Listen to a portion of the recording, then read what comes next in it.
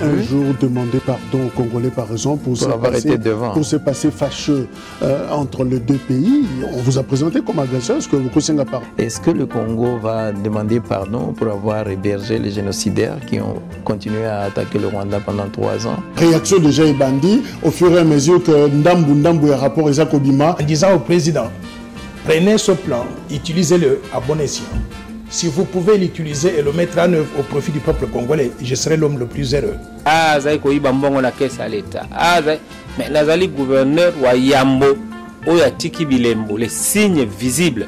Qui dollar ezo mata, talo nango ezo mata et que mongo na biso ezo kita. Banque centrale aza nambela ya kubimisa ndambo ya réserve pour atiango na marché de façon que valeur ya mongo na biso e mata. Africa.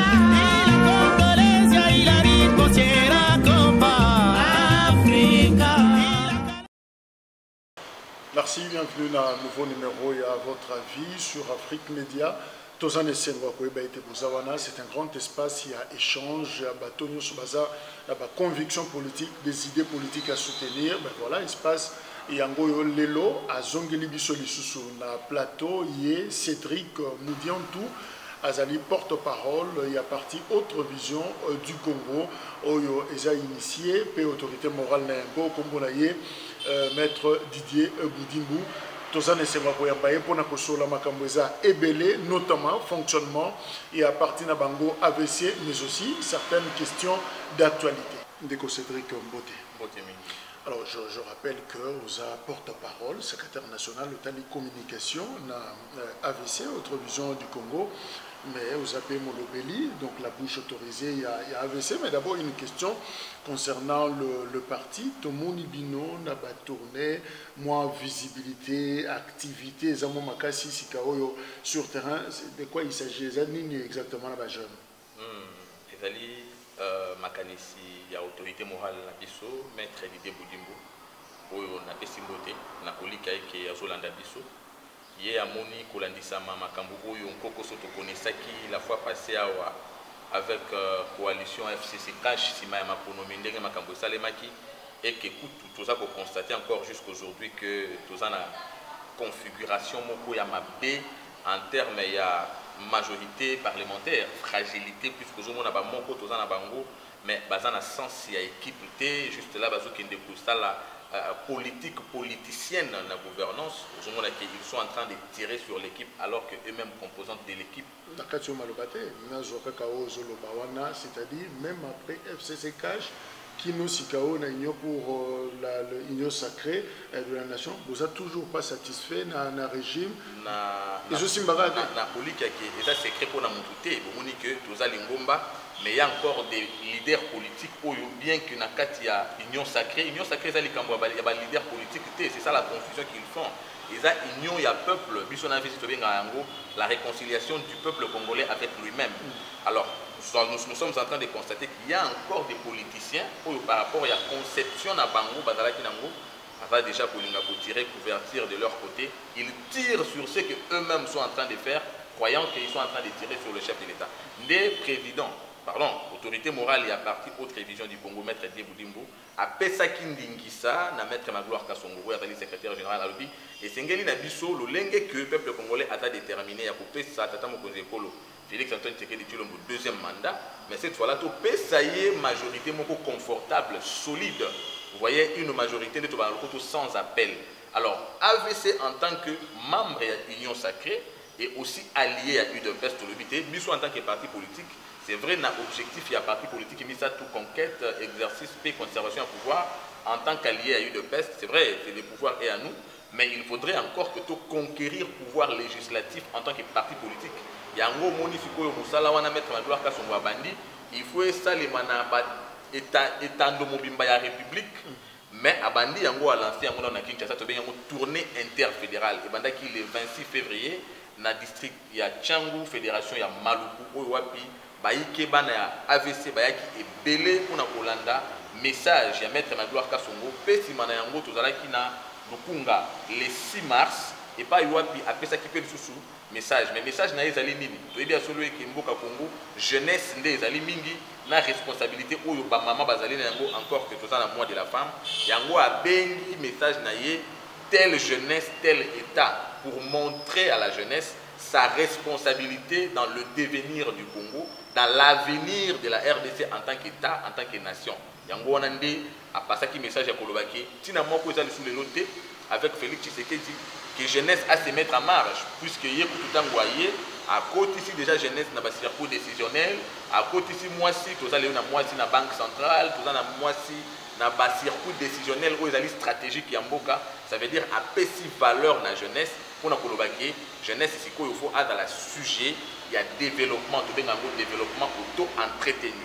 Il y a dynamisation, il y a la base, il y a autre vision du Congo, en même temps, préparatif, il y a enjeux électoraux 2023, avec ça déterminé à cause de la moko, il y a force parlementaire. Avec ça déterminé à cause de la moko, il y a force parlementaire. Mais est-ce que Félix Tshisekedi, dans la famille politique, l'Union sacrée, à compter sur AVC, vous pensez que vous rassurez sur Nabino que les Lopenza il peut compter que Bango va apporter même la solution pour pouvoir. Non, solution pour parce qu'il y a quand même des grands partis, des grandes structures où ils ont existé. Est-ce qu'il peut en quoi à compter sur Bino? Le projet que grand parti ça ne s'autoproclame pas. Grand parti, la question que Motoyen a été dit grand parti, les faits sont sacrés, les commentaires sont libres. Tout le monde peut se dire je suis grand, mais la réalité est sacrée. La vérité reste sacrée. Les lois Lingomba, autre vision du Congo, même Baoyo Bazomo na Tetobenga na français, pardon, aveugle, ceux qui s'est mis à Solo qui est parti autre vision du Congo, et commis force politique populaire. Force politique populaire, puisque drapeau, il y a autre vision du Congo. Et ils ont flotté na coin père coin il y a République démocratique du Congo pour bandana mwanda kino kasumbalesa tout ça en même temps bien que na Kinshasa sikoyo secrétaire général Azosala Musala mais ba responsable ya ba fédération nyonso bazui message bazana ndingisa ya ko sala musala pa yezwami bango ya mboye te mettre na gloire kasongo aya pona ko raffiner pona ko continuer pour apporter un plus pour constater que Kokoso bazali na yango na musala bazosala eza autoproclamation te autoso ba mokonza mboka tokoye la yo wana ezala ki na régime passé puisque bande ko nommer ba député alobi parce que kuna seni akwa kopesa ye quota na lingomba songolo pesa autant de députés biso na régime na biso ya démocratie toyebi que tokoye la mokonza mboka oyo peuple congolais akopesa biso. Alors, tous les gens qui peuple congolais a coupé sa biso, au landisama mosala, tout ça pour ça. Yango wana, tout le monde attend qu'on dépose ok. De couper sa majorité en tant que l'une de puissante et force. Il y a allié à une peste membre de l'Union sacrée. C'est un sima maponomi. Yangonde, tous les maponomité, quel que soit nous travaillons. Et le travail que nous faisons pour le moment, c'est une réussite puisque le lieutenant Oyo, maître Magloire Kassongo, a largué le terrain. Pour le moment, tout dans la ville de Kinshasa, avec le président interfédéral de la ville de Kinshasa, où Azali, les Lions Pambate, Moussala, Zosala, on a que 2 mobilisations au déjà dit pour ça là. Pour ça, la commentaire, c'était une grande réussite. C'est déjà un grand succès dans Moussala Zosalama. Mais pour nous, qui ça, tourner Oyo, dimanche, Zakoya, Torozalana, fédération ya Moamba. Pour moi, la fédération pour répondre à mutuna na yo et pour rassurer na tata mokonzekolo que il y a solo to kopesa ye majorité ya kosakanate to kozala na fin tourner au ekosi na terrain municipal ya Masina pour mona ke esika wana ekosanza bato bakobima bakobwaka makino na nzela pamba te machine rouleau compresseur AVC. Étant aujourd'hui que c'est majorité, c'est-à-dire calculer déjà le deuxième mandat.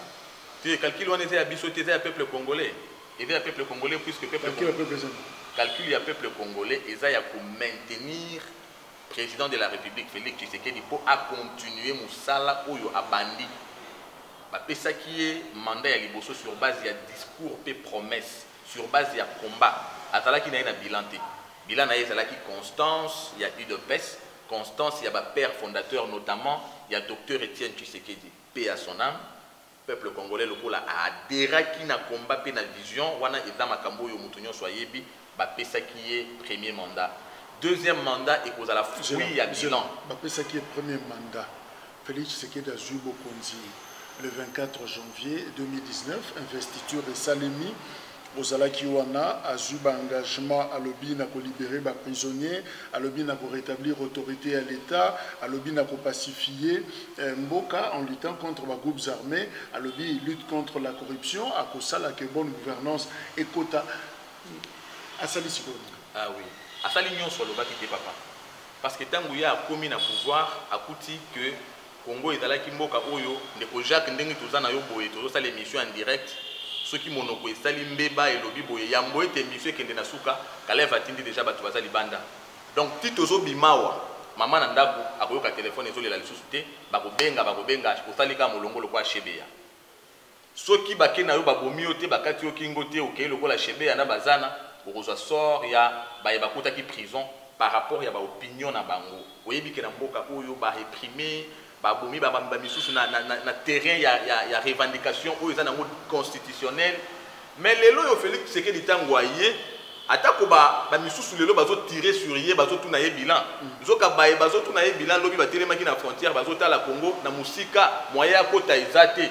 Félix tango ya lobi tozana besoin ba congolais nyonso tozala esika moko ko tonga mboka na biso non seulement à décrisper abimisi ba bazaki na boloko nazo répondre na point ya liboso lobi ka alakaki abimisi na boloko ba bazaki libanda azongisi bango non seulement apesi kaka mesure ya kozongisa mais encadrement en plus ba pesi passeport ba sungie ki ya kozonga wana to binyango normalisation ya environnement politique yango wana nde esalaka force ya état mutu moko te akoki kozala na sécurité epai ya mutu mususu okozala na sécurité be epai na yo moko dès que pas na yo oza sous la sécurité te alors oza déjà oza deux pieds sur terre te.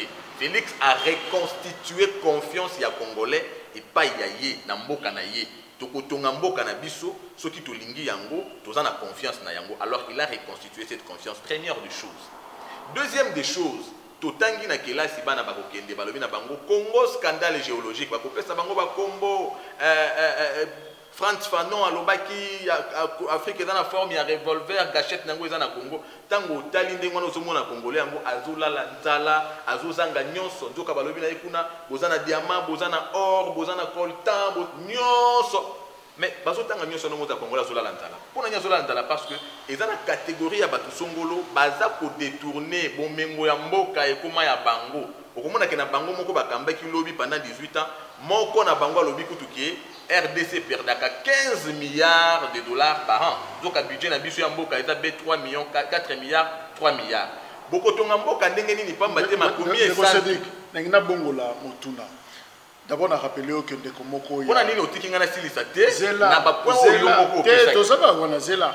Ndeko moko ya activiste moko pro-démocratie à lobby. Le peuple congolais n'est pas content du président actuel parce que sa situation sociale est devenue dramatique. Maman moko komeli biso à lobby, je n'ai jamais vu ce que le président a fait pour moi. Si comme ngana lingi otala na no bato wana lo bana bango parce que constitution lobby la souveraineté appartient au peuple. Muta simbi bokonzi nyonso eza peuple. Peuple a simbi deuxième mandat. To mandat ba mandat ba konzi na maboko. Alors yebisa maman to papa wana pesa biso mandat na yo et yebisa pourquoi esengela pesa Félix Tshisekedi deuxième mandat. Raison fondée ezani. Raison fondée ya liboso ezaki maman mboka na yo il y a bomengo ya nkite tonda mingi tolobi faune flore nyonso ressources tina humaine ozo vivre na pasi parce que batu moko babande ko za bomengo na yo bakomisi bango ya bango oyebaki kutu te ke bomengo wana ezalaka. Félix Tshisekedi aye akati eloko wana asali IGF. Lelo IGF esali que oyo esengelaki ezongela yo ba recette eza mobilisée au profit ya mboka ya liboso maman lelo yo bana na yo bakoki kobima pa bate basepeli na likambo songolo te bakoti na nzela ba réclamer ba revendiquer osukisa miete bakozonga na ndako zoka nde soki okei pa moninga na yo mwasi maman to atana lo ba activiste wana tango azoloba yango aza lokola azobwaka soyi na tombe ya Rossi collègue na ye activiste oya kotaka na nzela pona ko revendiquer ko senga maponomi ezali droit ya moto nyonso mais baboma ye lokola mpuku lelo aussi tozo kanisa ye asi akenda komba na ye yango eboti lelo démocratie tozali ko vivre lelo. Alors tango activiste yana azo renier oyo tozo vivre lelo azo cracher juste na mémoire ya baye basila ko kufa ba Thérèse Kapangala mama wana tango azo moni lelo côté mais na rappeler que moninga na ye mususu mama a perda mwana oyo ye lelo ko perdre te puisque démocratie est comme rassurée mama wana tango azo loba peut-être aza chômeur peut-être atekaka na wenze mais na koteka na ya wenze bénéfice ezate papa aza na ndako eloka kosala ezate oboti bana mibale misatu mitano mine bafandeli yo na ndako sikoyo tango yo oboti bana bakei kelasi te lobi banani bakokunda yo baza na possibilité te bakosuka be na nzela lokola bavoyou parce que toyebe ke bashege tokonaître na mboka oyo cause na yango ezali la désorganisation du foyer familial ebotaki phénomène kuluna tango bango moko bakambi mabe phénomène kuluna eye babosani keza ba effet secondaire lokola moto ameli kisi sikoyo epesi ba effet secondaire na yango bango babosani ke ba effet secondaire ya mauvaise gouvernance na yango nde kuluna baye na opération likofi balandi su kuluna ngo bake ko bomaye bazoboma na miso na bino ba mama mais lelo Félix Tshisekedi a réorganisé situation bana na biso oyo bakoke kozala bakuluna lobby mboka ya Congo ezui bango en charge kolandisa article 43 ya constitution oyo ezalaka banda kala mais bato wana bachaki yango na pratique te lelo bana mama kaka na chômage na yo mbongo oyo kopesa mwana ekomi be kosombele ji ya 500 francs na tongo akekelasi akozongelo kaka na diplôme tango akosilisa wana ezali ba action oyo Félix Tshisekedi aye nango mais pona ba oyo basilaki kobunga oyo peut-être bakotanga lisute pamba te bakoyi mikolo mais bazana misala ya mabe ya kuluna na esika Félix Tshisekedi aboma bango apesi bango chance bayekoli musala bayekoli kotonga ndako bayekoli kosala ban bakomi ko contribuer na développement ya mboka tobengi yango réintégration de la jeunesse marginalisée wana eza ba action Félix Tshisekedi asili kosala na yebite esengeli na ye asala nini lisusu oyo tokondima soki déjà oyo ya mingi asali ya kokomisa biso état lelo tozomona yango te yango pona kosukisa na lobiki. Le problème, ce n'est pas le fait qu'un activiste ou une maman ait parlé. Nous parlons ici en termes du peuple. C'est vrai, ils composent, ils constituent un échantillon. Papa, le problème, c'est quoi? Ils ont constitué échantillon, mais ce n'est pas un échantillon représentatif. Nous sommes un pays démocratique. Moutunion soit fait sa makanisinaye. Mais peuple congolais, ayebi pas yaouti. Ayebi nini ya vivant na mboka oyo. Mingi bakima, bandeko na biso bafi. Bakatisa ebale bakenda na Brazzaville basakana na bango tomona bilili dignité humaine ezalaki chaque fois tant bolobaka toyebesika touti elinga kolobani c'est-à-dire 32 ans à Mobutu 4 ans à Laurent Désiré Kabila 18 à Joseph Kabila bolinga beaucoup misangoni eza excuse pour na régime ya Félix Tshisekedi ça dit toyo kabino mawa bako tumsamnote parce que bato bazaki babomi c'est ça. Mais est-ce que biso tango toyaka awa to sengaka to pesa ka excuse na o nazotanga to sali awa est-ce que to kangi maboko to boyi ko sala puisque bango babomaki? Non. Il n'y a rien de plus important que l'histoire. Tant que tu as un peu la rétroviseur, tu pas yo outi esika oza kokende. Bango baktimola ki libulu. Ata yo tango comme président Sima Félix Tshisekedi, tango ko banda kokende okosala état des lieux sur base ya pas yo ozola ki mboka. Batiki biso na kati ya libulu. Libulu wana ezala kiso ki ya 10 mètres. Tozape kaka leo na kati ya libulu puisque et pas itozolinga to komana to comité, mais Félix Tshisekedi asili ko kunda 7 mètres.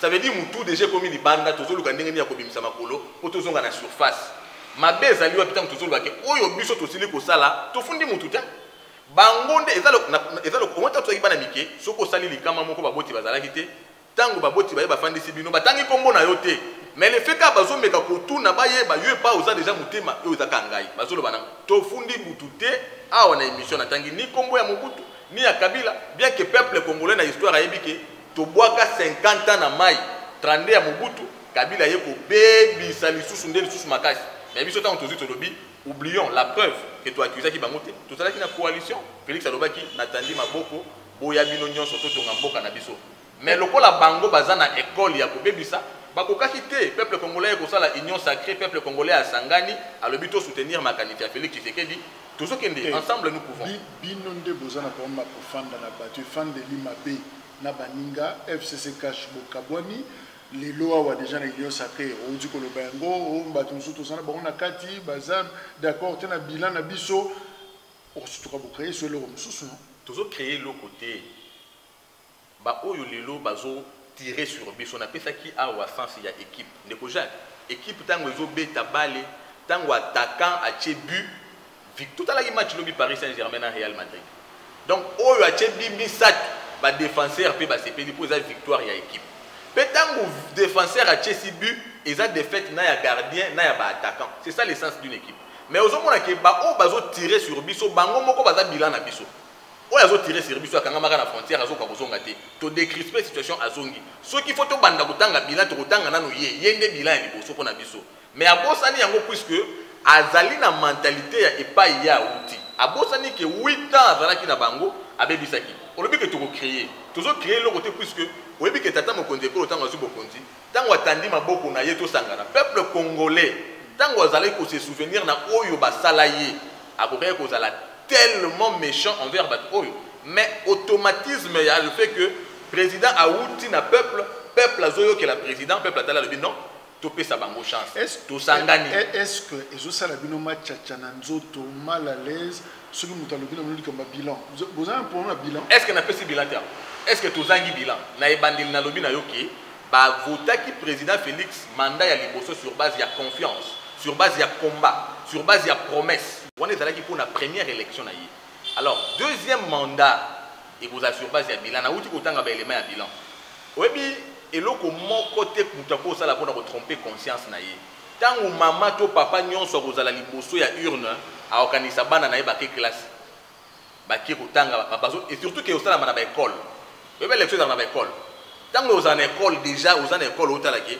bana nga batanga awa bafutaka te ozomona na ye ko voter siko mutu ko ya tsala ke batanga bafuta te eloko liboso enseignant tango azoya pona ko voter aotalaki bana na ngai bazofuta te mais ngai pe régime o ekendaki etika inga na 80 000 ate élection sala 1000 lelo aotalaki na ozwa 400 000 papa alongo na 80 000 akomo ozwa 400 000 ozwa 80 000 francs salaire ya loyer na ye pardon na kati aofutela bana kelasi na kati wana il faut aller à la carte on a babalabi tozara na on vivre dans un environnement compliqué mais 80 000 40 $.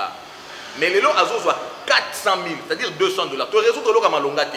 Mais na 400 000 ba pesier ba longole sous mukumba classe à bana. Mais si on dit que c'est des problèmes on dirait bilan kaka bino de bomelango malam. Bino de bo maîtriser. Donc ça veut dire bana na biso ka ne batanga. Mais est-ce que te yango te donc bilan ka bana na biso ke ba otanga tele. Mbaka batu ba micro na biso circuler ka. Est-ce que perception bino boza nango libanda pe ba mona ka yango kaka bino de mona ka Félix Tshisekedi asali makambo mona ka basali est-ce que batu pe libanda bazo sentir qu'effectivement bokonzo ememi amélioration ba condition na biso papa tant on a pesi IGF miyibi bazo kangama tant on a pesi gratuité de l'enseignement bazo kangama bazo bima papa état de droit c'est la séparation du pouvoir tant on lobi bazo kangama bazo bima batu ba yiba ba 32 millions ya SNEL na mboka o yoka yango na matoyi na biso basala ba détournement ya minene na mboka bakanga nani l'interpellation ne fût que ça il y a justice et ça là il y avait des tout puissants mais les lots batu bakangami papa tango mutu akangami ça veut dire état de droit veut dire quoi la séparation du pouvoir l'indépendance de la justice Félix Tshisekedi azali juge te tango justice et monique mutu songolo faut ko kangaye to faut ko interpeller ba interpeller ba examiner dossier ba libérer to ba interpeller ba examiner ba kangi ba condamner la même justice atali que non balatu ababimisi nous notre problème c'est déjà ces changements là ça veut dire que muyibi to ebi ki aza muyibi ba kangi ya koti bolo tango mutu abimi na bolo ba libération eza cause à liberté provisoire eza légal le plus important on a évolué. La situation a évolué. Makamnazo Loboyo, ce sont des faits. Tozobeta masolo lelo ya état. Ça veut dire que confiance même ya bamboka mosusu vis-à-vis ya RDC est commis établi. Batali ke ya solo kuna musala malonge salami sur le plan diplomatique comme on dit président Turquie aye na ba accompagnateur na ye roi ya Belgique a annoncé ko ya na ye renouement ya RDC na ba institution notamment ya Bretton Woods tozobeta masolo ya Fonds monétaire international. Wana eza ba expression ya confiance. Vous sentir que ce sont des instruments internationaux où il y a relation établi d'abord confiance. Tous en a confiance, il y a ba institution wana non seulement que c'est légitime mais c'est crédible. Tout le monde Félix Tshisekedi Kobima wa akei na comment vous avez appelé ça, sommet il y a COP 26, total il va retomber à sommet. Ça veut dire que la RDC renaît de ses cendres. La RDC retrouve sa plus belle robe. Félix Tshisekedi a fandi si Congo na table lisusu ya bakonzi o bazo diriger Congo.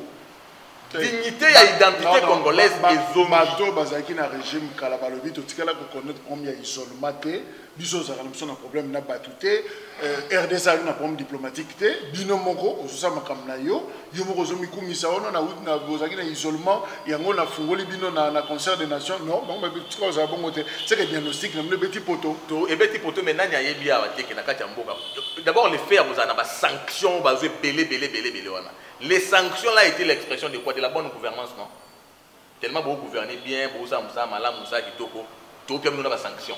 La sanction c'est quoi? Vous avez des sanctions plus que Kabila, vous avez sanctionné Bango, Babylone a Bango to Botoli, Bayali Sousouawate. Je ne sais pas, on manque qui? Malchance Bazanango, et ça qui est en tout temps dans la Bible, tout le monde Moïse, tout le monde Abraham, tout le monde a Bango, tout le monde a Bango, Kabeli Solo, né pasteur à Oté, Abisso pas mon Bango, Bisso tout le monde a Bango, Kabila to vivre na yeti les lois avec les Ngazao. Donc Akambi Mabe, Abomi Peka Abisso, Toebi Mabe na Ignos, Oko Samutute. Donc Mabe na Bango Zaketan Baoya, Baokanta Baoko, Sansoka, ya Elekomoko, to vivre na Bango Elekomoko. La reconstitution, il y a des relations dans le pays. Est-ce que qui ne savait pas qu'on avait même plus de relations dans l'institution à cause de la mauvaise gouvernance? Ce sont des faits. Nous sommes en train de parler ici des faits. Boyaki régime ezalaki baboyaki de impérialisme impérialiste on a dit thème dans le bamingi bamfuka biso na mboka msusu siko oyo régime ya bino eko memoyo ezaka régime babilo boko mulai ko bisenga senga pamba pamba ko komisa bato so baminga na yo tel ndeko nanga oh mon frère oh ma soeur. Alors finalement cette diplomatie bango babengi yango peut-être ya faiblesse qui a ko quémander à tout moment balobi bo lembisi Congo.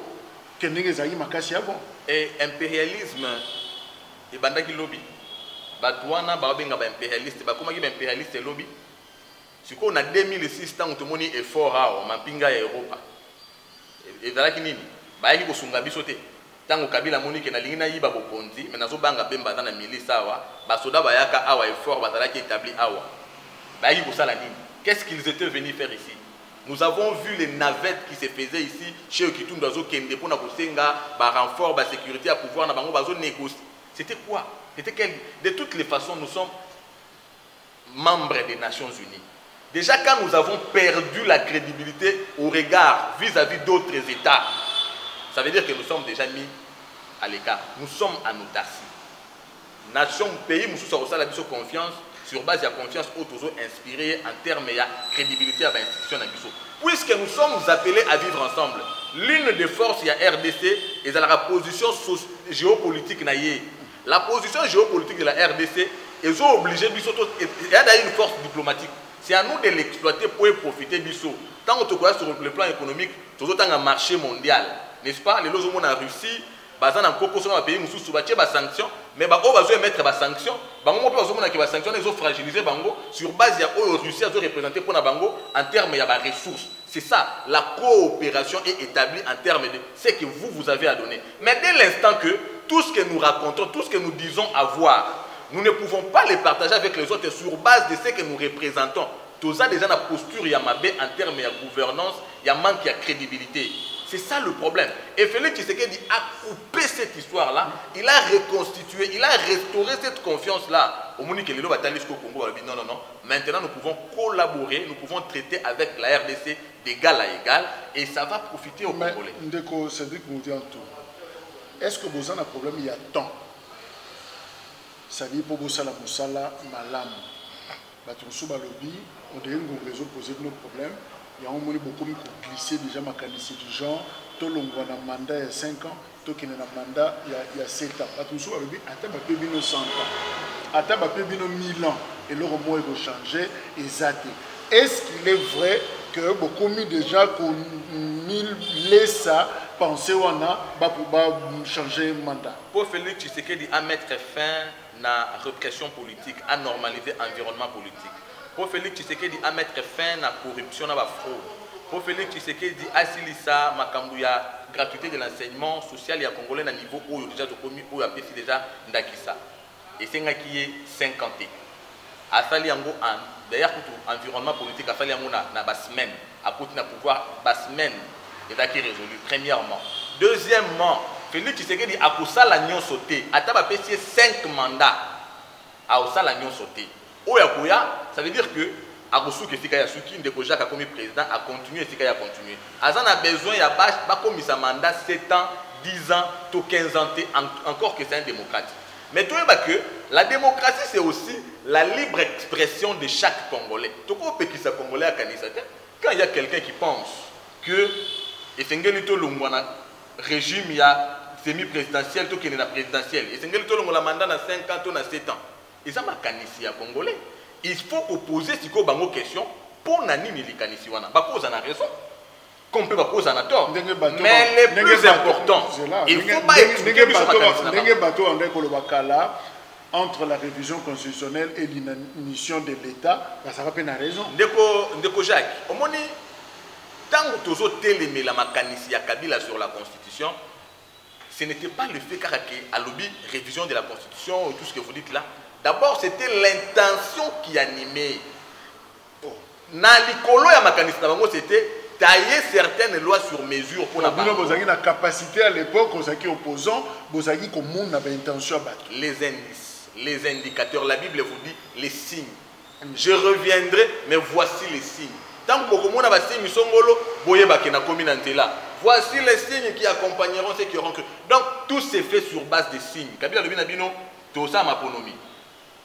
Tu as vu que le mandat est à 5 ans. Kabila a déjà 2006 2011 premier mandat. 2011 surtout dans l'élection en 2016 mais pour le moins en 2011 au côté muke boy paf ayeli bino likambo ko nip alobi to tie au nip identification population mais on nip bango pe ba pe ça effondé pour banda nzoka basali article 8 moko kuna loi électorale balobi to ko sala élection comme koloni pa kosilisa on nip pe mukola ko banda et yebanité siko papa wana pe ka faut ko zana titre docteur pour nous comprendre ngo. Non, nous avions compris que ce qui animait, tout le monde a s'autoproclamer docteur, chercheur en droit constitutionnel, Mirindi, ceux qui Mirindi. Alors, Kabila a postulé puisque le fait que révisa qui n'a en plus de manière cavalière, article 71 de la Constitution, où il y a 2 tours, il y a un tour pour la course électorale. Le fait de la révision, ça veut dire que Kabila, nous sommes tombés à 0. Donc ça veut dire que les intentions étaient claires. Peut-être que l'idée était bonne, mais les intentions posaient déjà problème. Ce qui est ça qui est solo constitution, ils ont présenté ma faiblesse. Puisque Natanga, Bamsou a lui faiblesse, c'est ça qui Tomati sa mandat le 5 à 7. Bamsou a lui qui était tout le monde régime semi-présidentiel, tout le régime présidentiel. Ngapena Koba Kisawa, tout son a des tours. Le fait que c'est la constitution. Pardon, le fait que c'est la constitution qui consacre les 2 tours ou les 1 tour. Ça veut dire que c'est une faiblesse dans la Constitution. Bon, erreur au Bango Basala qui a coupé sa biso yango, tout dit qu'il y a une erreur, tout est de changer. Or, une erreur est inhérente à la nature humaine. Quand ça l'erreur est normal, mais demeurer dans l'erreur est diabolique. Ce qui te demeurer dans l'erreur dans le contexte où tu questionner l'hymne national dans biso, serment de liberté que nous léguons à notre postérité. Ces serments de liberté, c'est l'État que nous devons léguer. Ce sont les institutions efficaces et fortes qui inspirent confiance que nous devons léguer. Ceux qui ont légué postérité dans une institution faible, à travers contrat social, c'est-à-dire constitution, où ils ont la faiblesse, ils ont colonisé les puisque tu légué bango ba institution faible. Ceux qui a solo, ba faiblesse wana isengeli to corriger yango, to zonga vers peuple. To tunaye. Donc je retiens to résumé que c'est dit que nous sommes favorables à une révision constitutionnelle. Na lobby boyende ko Jacques. Ce qui ba élément oyo to relever awa, eza réel que ils ont constitué faiblesse songolo pe ko plonger biso na crise lobby, alors esengeli to zonga vers peuple, esengeli to ebisaye a constater na biso. Est-ce que c'est vrai que ça ba faiblesse? Ce qui a solo to constater que ça ba faiblesse to retourna yé, c'est quoi ba faiblesse oyo? To continuer na yango, to trouver solution. Et ça va boulot d'étranglement dans le développement. Ce qui a le but que c'est que corriger yango, to qu'il y a une révision de la constitution, qu'on l'a ça ma procédure.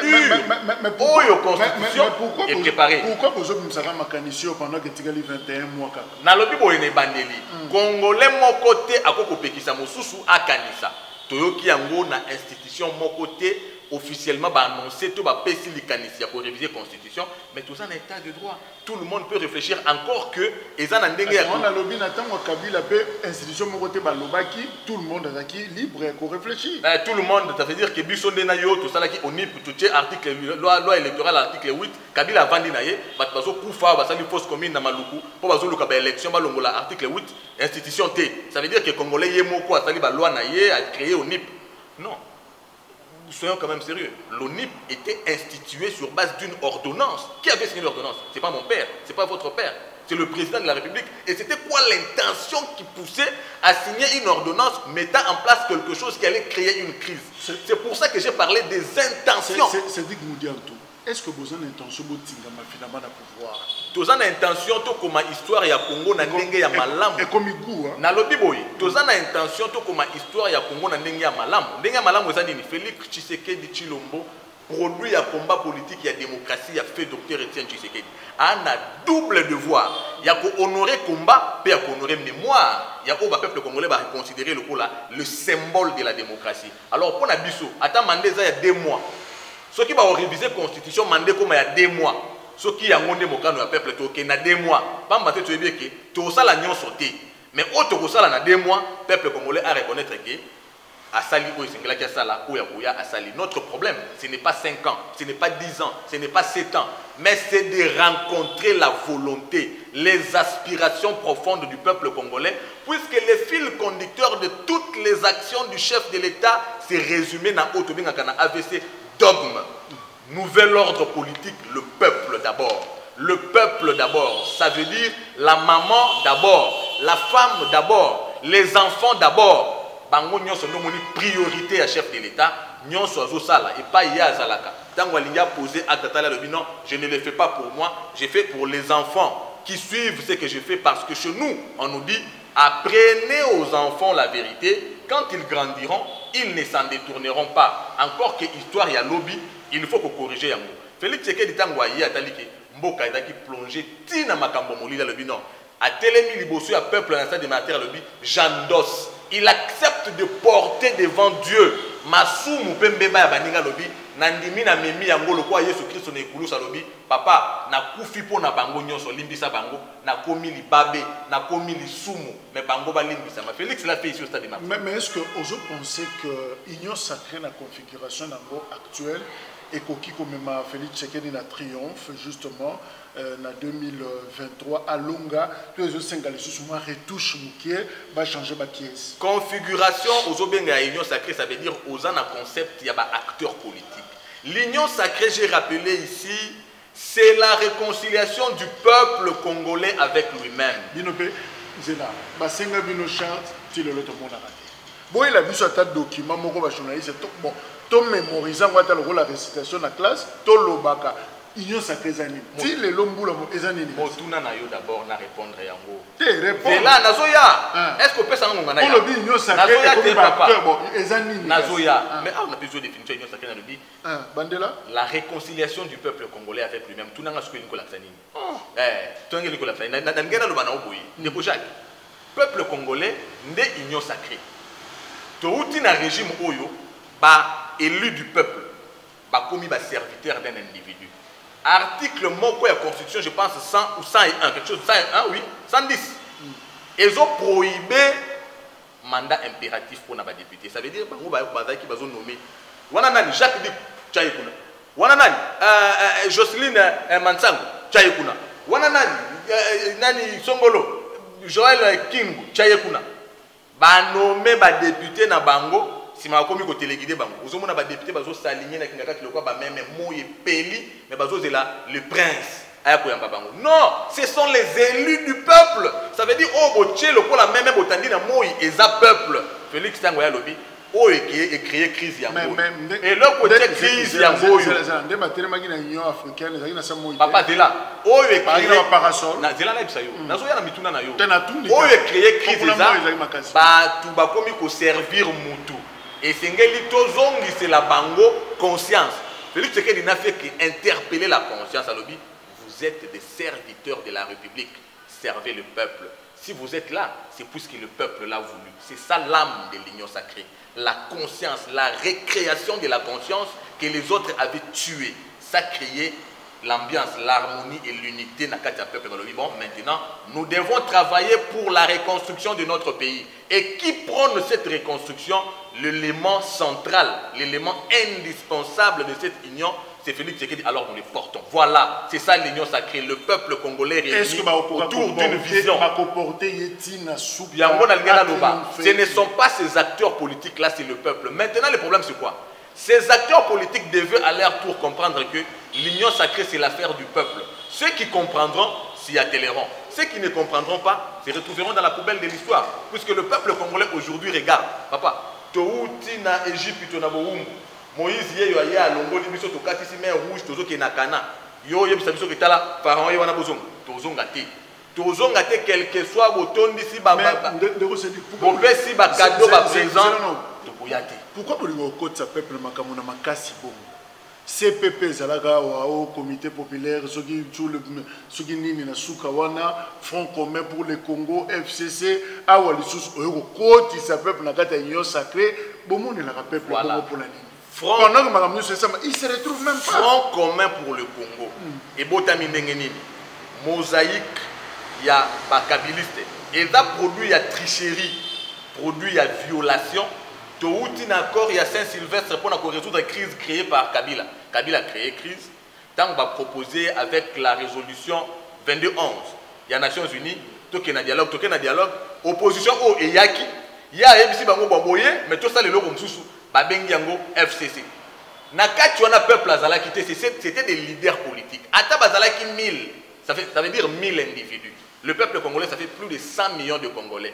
Alors, au Monique, démonstration nango. Félix Tshisekedi aïe, UDPS est allié seulement va porter le pouvoir. Tout le monde a une manifestation populaire toutes les fois quand le peuple compte. Regardez un chef de l'État dans la Grande-Bretagne, na COP 26. Le peuple congolais s'est amassé de l'aéroport à la résidence. Il y a chef de l'État inédit.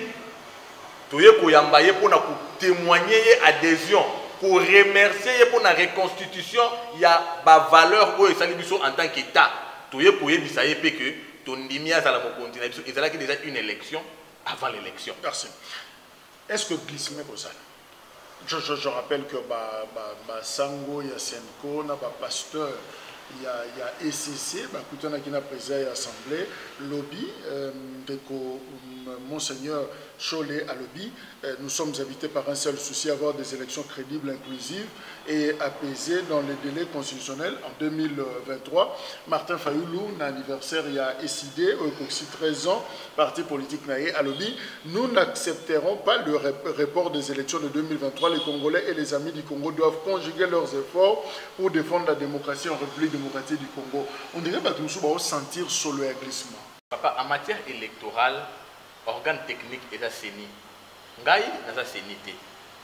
Souci à peuple congolais, souci à premier citoyen de la République, Félix Tshisekedi, et sa organisation, il y a élection conformément à la disposition constitutionnelle, conformément à la délai constitutionnel.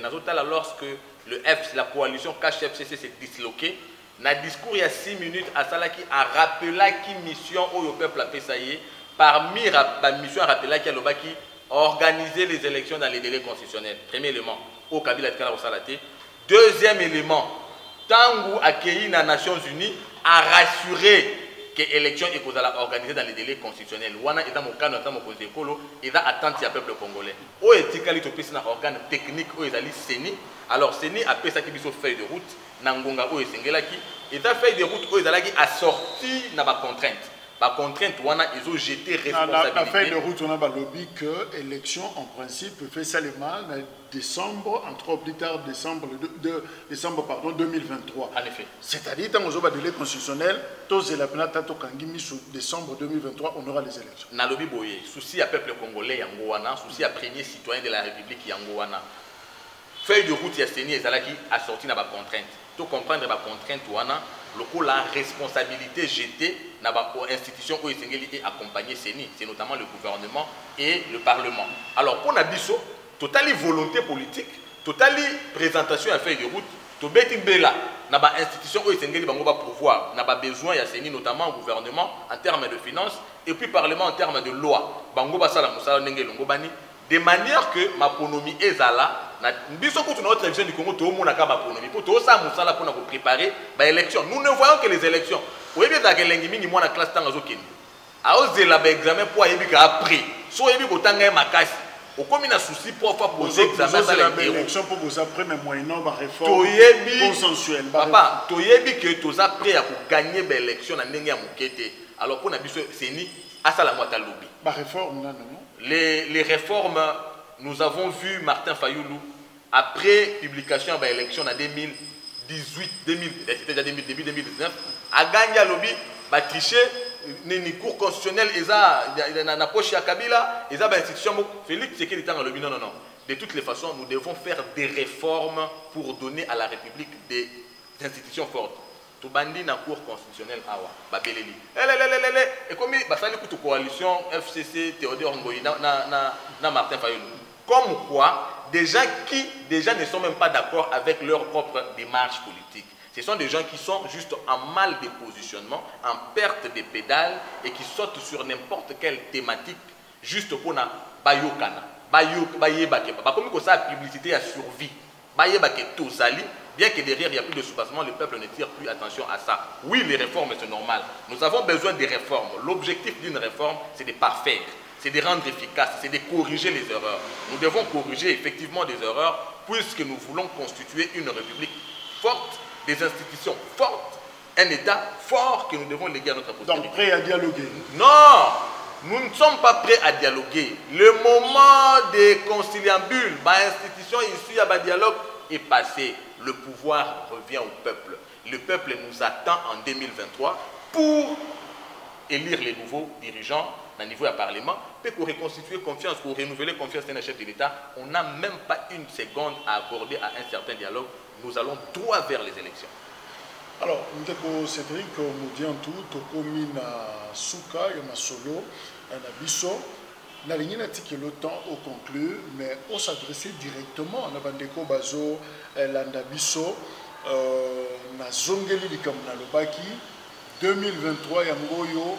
C'est vrai, tout le monde Félix Tshisekedi dans en 2023 avec quel bilan yo o Lobelabango, quelles sont les raisons Oyo Kondimi Sisabango, Félix Tshisekedi en peu de mots, Yango Ezapé conclusion. Nazali na mois ya mars, mois de la femme. La femme, c'est le symbole de la dignité et de la sacralité, il y a divinité à Nzambe, et pas à chaque mystère, il y a reproduction et même il y a création. Femme, hier marginalisée. Aujourd'hui, moi-ci, au côté, na ba décision, ya mboka na ba secret, na domaine union secret dans la pique à côté comme quoi à revaloriser la femme qui était chosifiée.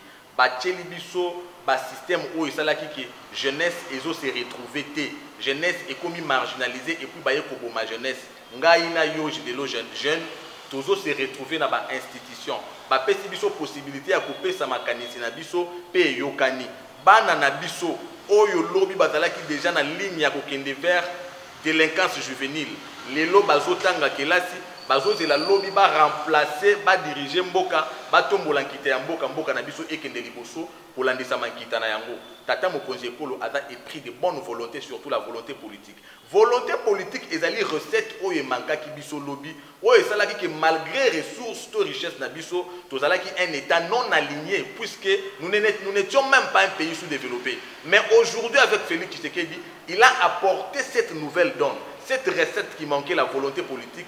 Voilà l'État commence à se reconstituer. Voilà que personne ne peut se faire emprisonner ou à que libanda ya mboka pona opinion na ye. Wana eza ba valeur ya gouvernance oyo Félix Tshisekedi aye nango. Musala ko sala eza mingi pamba te pa itozala ke dalaki libulu munene. Félix Tshisekedi a kundi une grande partie a pesi biso position ya kozala na espoir, a insufflé espoir ya avenir pour que jeunesse azala effectivement jeunesse oyo azomona lobi na ye ndenge biso notre option du Congo tolobi o telle jeunesse, tel État. Et ensemble nous pouvons. Et le monde a biso, ba jeune, ba maman, mi bangé, Congo ya lobby, et la Congo oyo, Etienne Tshisekedi arrivaki, oyo Lumumba arrivaki, et la mboka oyo, ndenge ba, masolo beta maka, tozalaka mboka oyo bapaya bande koya pona koyekola pona kozwa ba soin yango kotala mana de Félix Antoine Tshisekedi Tshilombo. Je crois que le commentaire à Kosalizate, émission Ezali à votre avis, mais justement c'est son avis, Moutiko Landa, Oyondeko Cédric Moudianto, porte-parole, il y a autre vision du Congo, à Outikoloba, et tout ça peut causer là à Vinayo, Sokozana Vimoko opposé na Oya Outikoloba Awa, c'est justement ça l'avantage, beauté à espace Oyo, Tokoti et l'OTAN, Yo peut sa thèse na yo, opé ça, au défendre conviction na yo, Topesi merci Nabino, merci na Mopa Nabi.